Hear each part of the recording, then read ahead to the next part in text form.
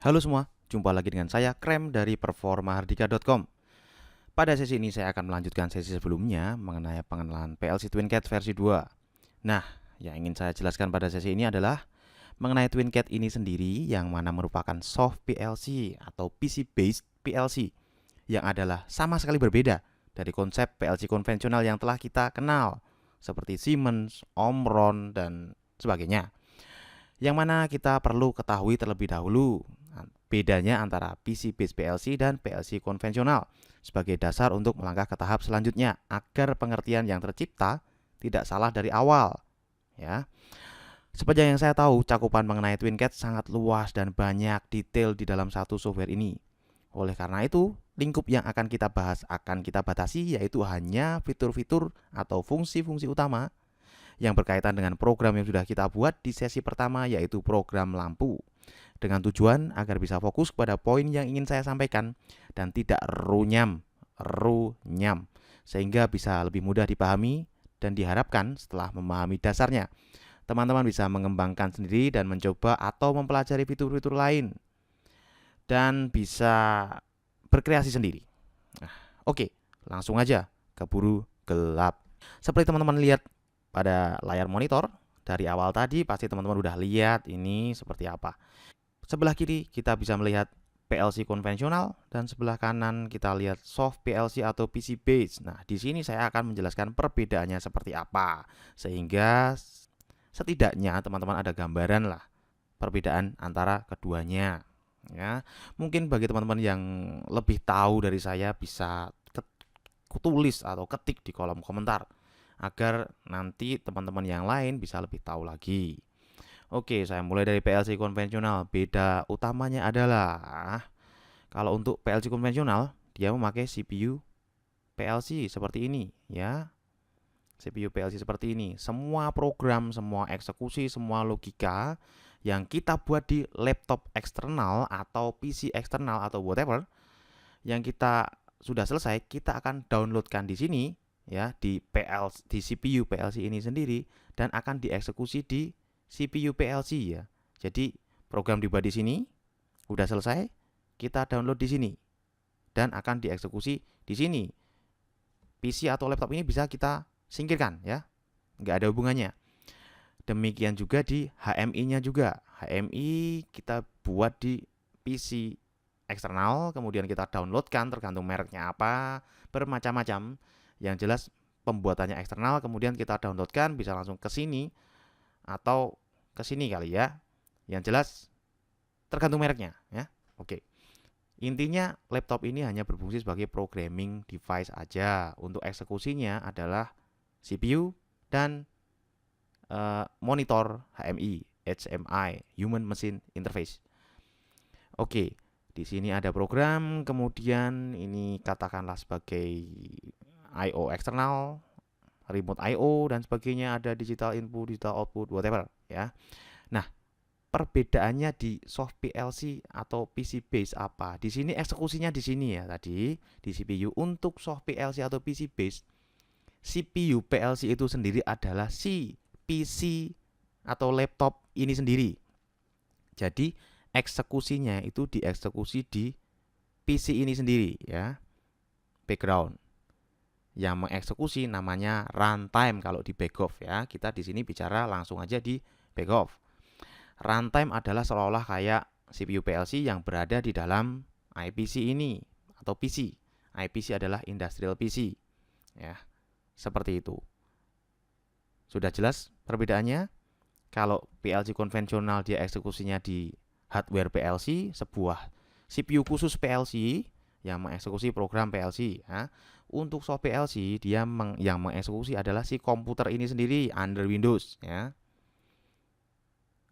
Jadi kalau di sini dia I/O-nya terkonek ke CPU PLC, yang di sini kita bisa konekkan di PC atau laptop kita itu sendiri yang kita gunakan sebagai IPC, ya. Kita gunakan sebagai CPU soft PLC, ya.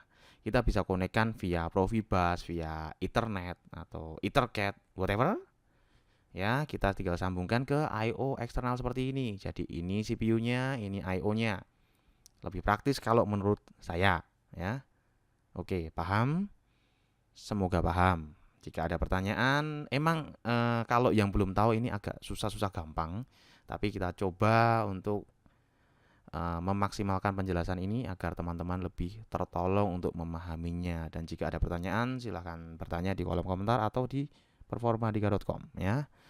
Oke, saya lanjutkan.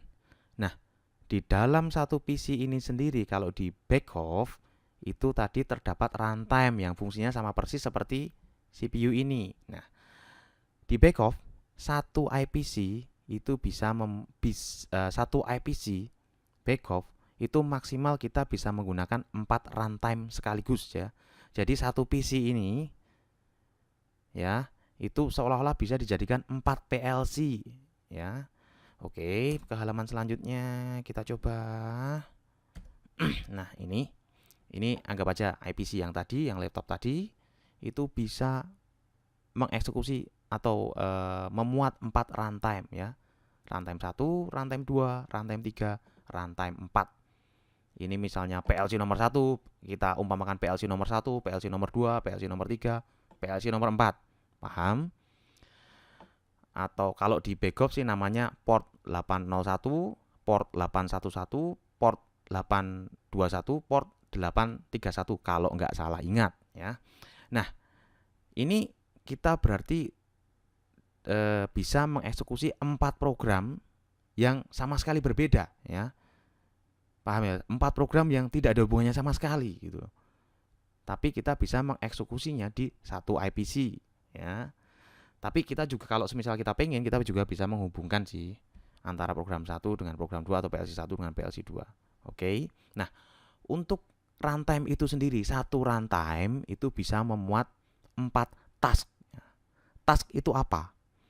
Task itu adalah sebuah cyclic time, ya, maksudnya PLC itu kan kerjanya mengeksekusi program.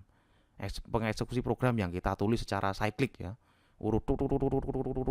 Nah, kita bisa memilih waktu eksekusinya itu setiap misalnya 2 milisecond, dia akan cyclicnya 2 milisecond atau 10 milisecond, 100 milisecond, suka-suka kita, ya. Semakin sering, maksudnya semakin kecil milisecondnya, misalnya kita bandingkan 2 milisecond sama 100 milisecond, itu pastinya kan lebih cepat yang tiap 2 milisecond kan. Itu ngaruhnya akan ke load si IPC ini sendiri, ya. Semakin cepat eksekusinya dan semakin panjang program yang kita atau semakin banyak yang program yang kita tulis, itu load si IPC ini akan semakin berat, ya. Itulah kenapa ada task 1, task 2, task 3 dan task 4 itu yang mengeksekusi. Kita bisa memanfaatkan task 1 misalnya untuk eksekusi tiap 2 milisecond. Task 2 kita ingin mengeksekusi program yang kita inginkan dengan cyclic time 100 milisecond dan seterusnya. Jadi kita bisa prioritaskan mana program yang harus dieksekusi dengan cepat, mana program yang tidak perlu dieksekusi dengan cepat. Misalnya kita buat sebuah program mesin, ya, dengan high speed misalnya. Itu kan kita harus mengeksekusi sensor-sensor yang membaca misalnya dengan kecepatan 500 bacaan per menit. Nah, itu kan lumayan cepat. Itu kita harus menggunakan misalnya task 1 kita set ke 2 milisecond misalnya kalau kuat. 2 milisecond misalnya, ya. Jadi sensor-sensor logika yang berhubungan dengan sensor tadi, pembacaan cepat tadi akan kita eksekusi di task 1. Kemudian misalnya untuk lampu, alarm, buzzer itu kan nggak perlu dieksekusi dengan cepat.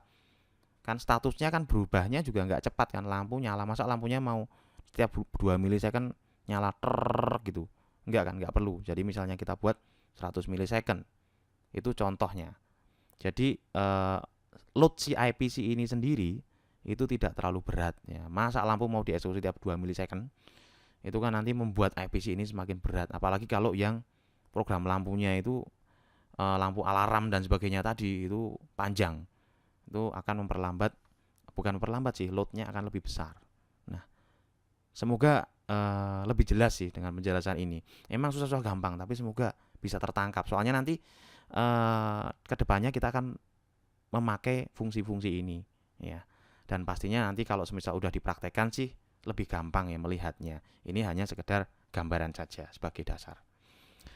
Nah, untuk si program lampu yang kita buat di sesi 1 yang lalu, itu kan saya nggak menjelaskan tentang ini ya, nggak jelas ya itu runtime berapa dan sebagainya. Itu sebenarnya kalau secara default itu dia langsung pakai runtime nomor 1, kemudian task 1 ya.